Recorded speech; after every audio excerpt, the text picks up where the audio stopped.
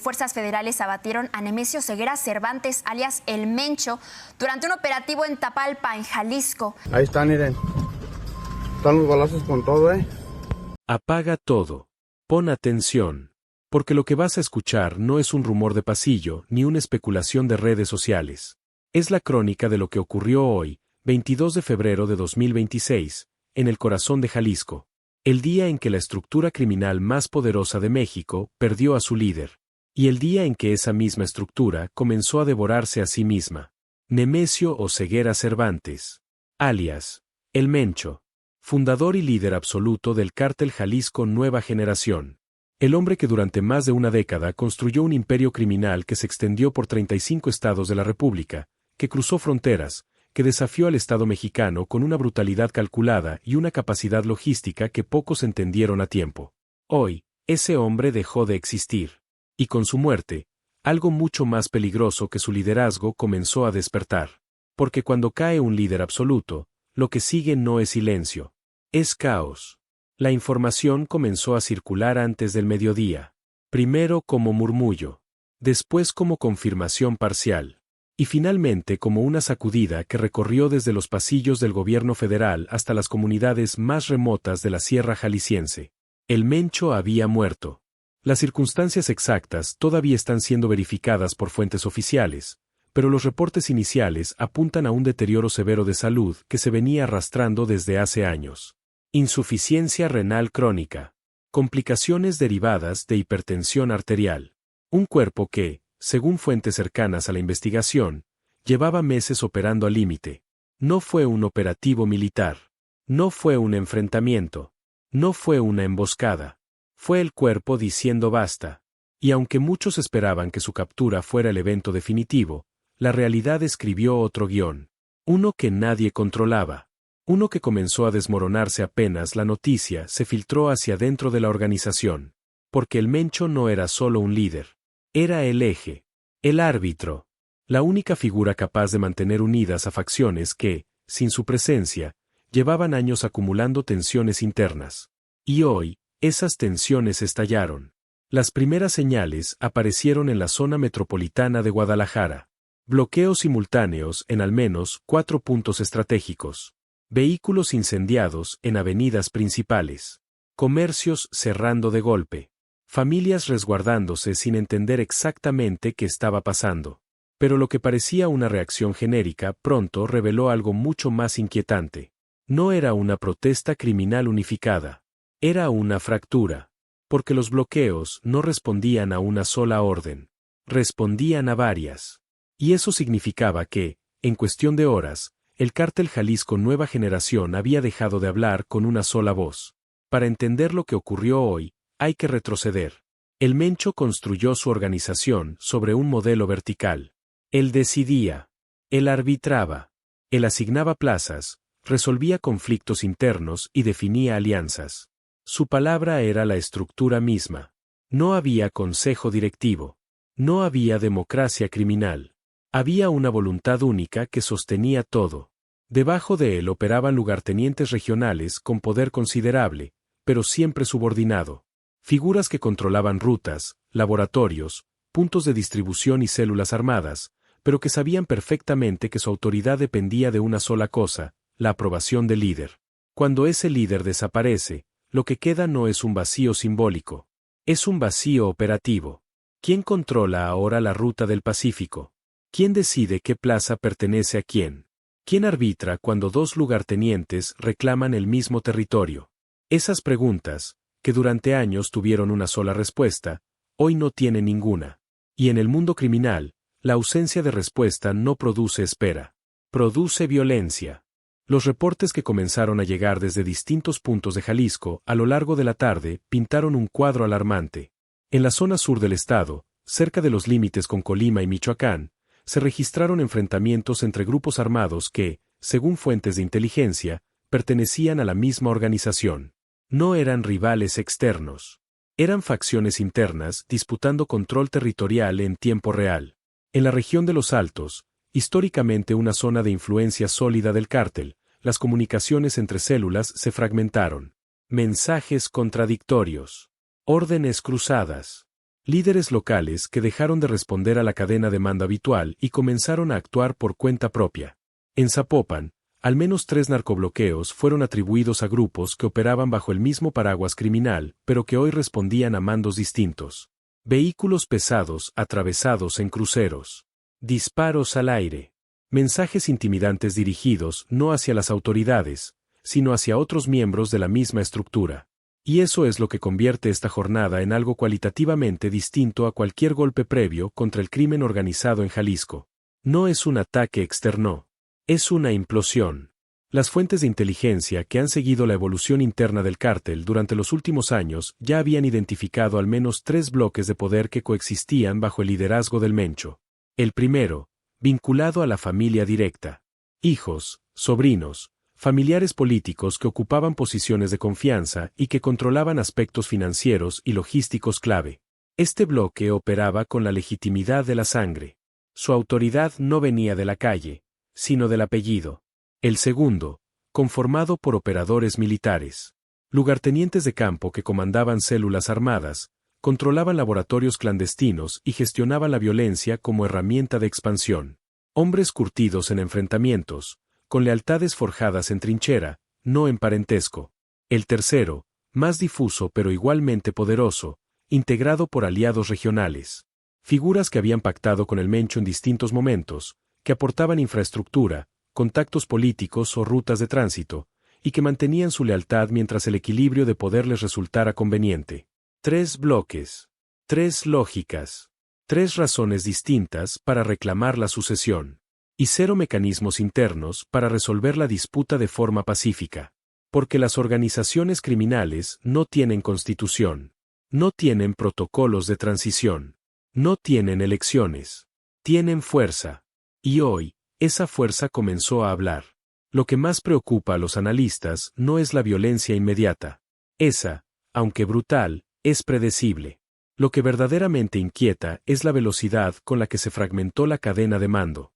En menos de 6 horas desde que se confirmó internamente la muerte del Mencho, al menos 2 facciones ya habían emitido mensajes contradictorios reclamando autoridad sobre las mismas zonas. Comunicaciones interceptadas muestran intercambios agresivos entre mandos medios que hasta ayer operaban de forma coordinada. Un analista consultado por fuentes cercanas a la investigación lo describió en términos contundentes. No es una guerra contra el Estado, es una guerra civil dentro de la organización. Y las guerras civiles criminales son las más devastadoras para la población. Porque no hay frentes claros. No hay uniformes. No hay líneas definidas. Solo hay territorios disputados donde la gente común queda atrapada en medio.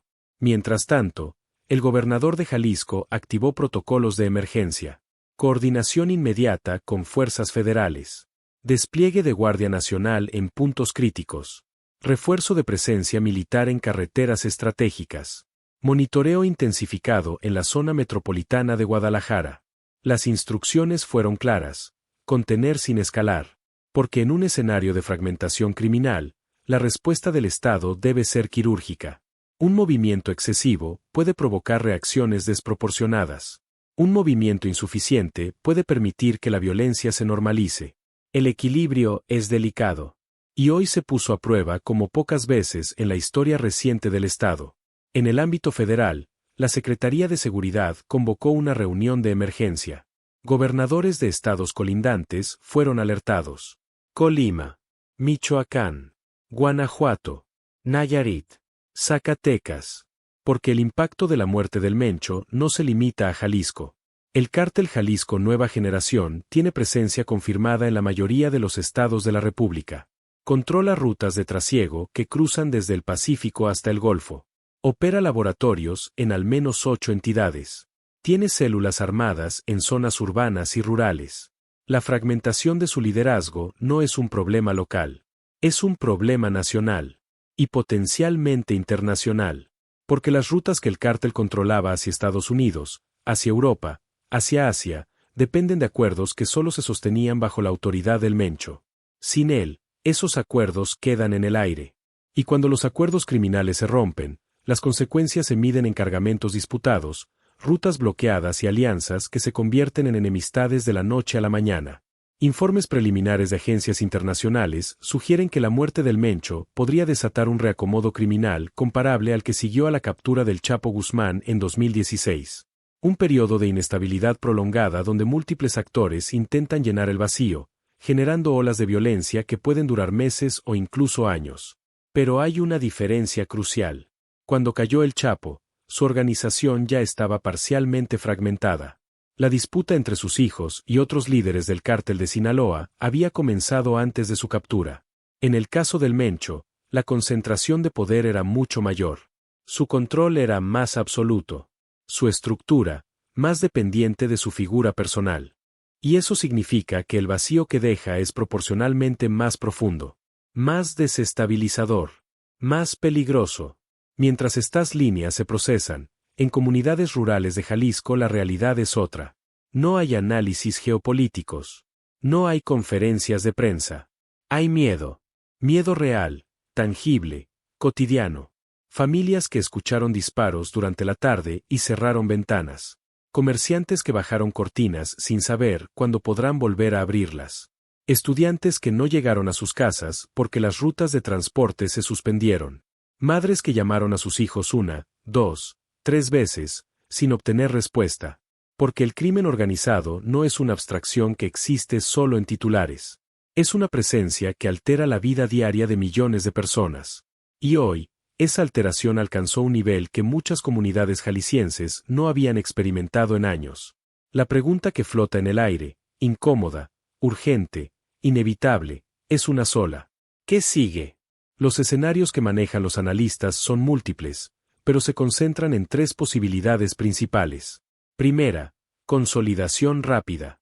Que una de las facciones logre imponerse sobre las demás en un plazo corto, estableciendo un nuevo liderazgo unificado. Es el escenario menos violento a mediano plazo, pero requiere que el resto de los bloques acepten la subordinación. Y en el mundo criminal, aceptar subordinación después de haber probado la autonomía es algo que rara vez ocurre sin resistencia sangrienta. Segunda, fragmentación sostenida. Que ninguna facción logre imponerse y el cártel se divida en organizaciones más pequeñas, cada una controlando porciones del territorio original.